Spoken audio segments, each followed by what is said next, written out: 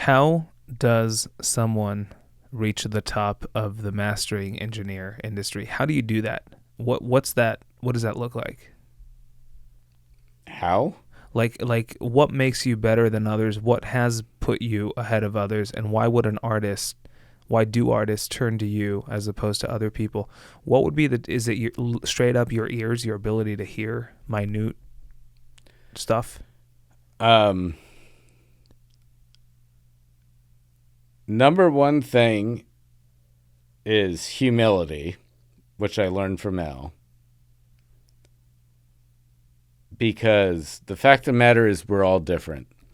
And the fact of the matter is when you're sought out as a mastering engineer, like how people seek me out, it's for what I offer and maybe prior experience, anything like that.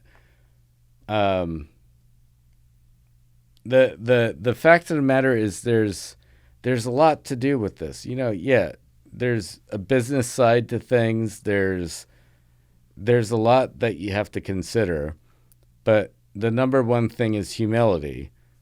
I'm thankful to be here,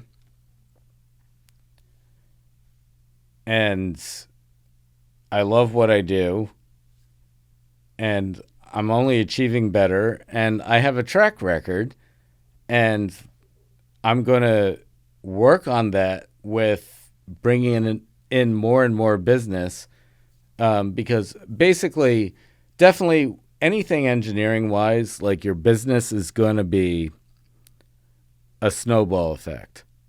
Like the more and more you work, the more and more people you know, and the more and more people you're working closely with, and they're snowballing too. So we're creating an avalanche. Right. So that's just the industry.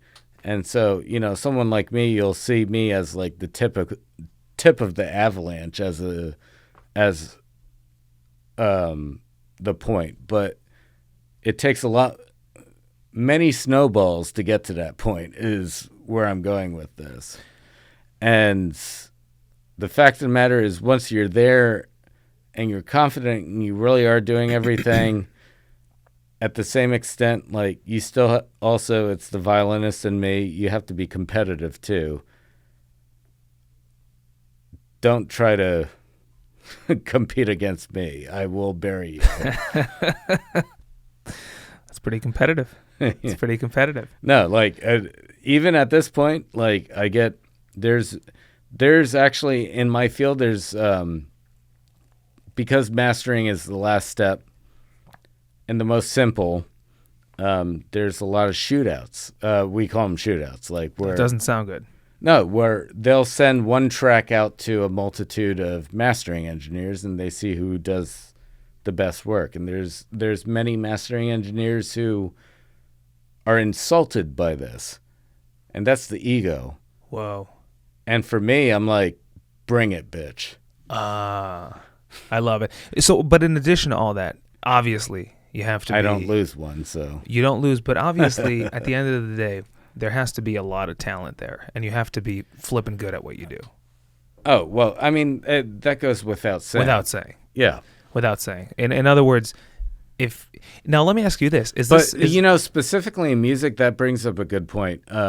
Not necessarily in mastering, but in music in general. There's many musicians throughout the world who are untrained or completely unknown or anything like that, and that has no bearing, zero, on their talent or their communication or what it means to someone, a listener, or anything like that. So it's a very difficult conversation to have because we're talking about the music industry, and unfortunately, it's just because I happen to make a living off of doing this, and there's someone on the opposite side of the planet who probably could play circles around me and make me cry. Make you cry? I can't picture that. And I never know their name. Yeah. That's the point.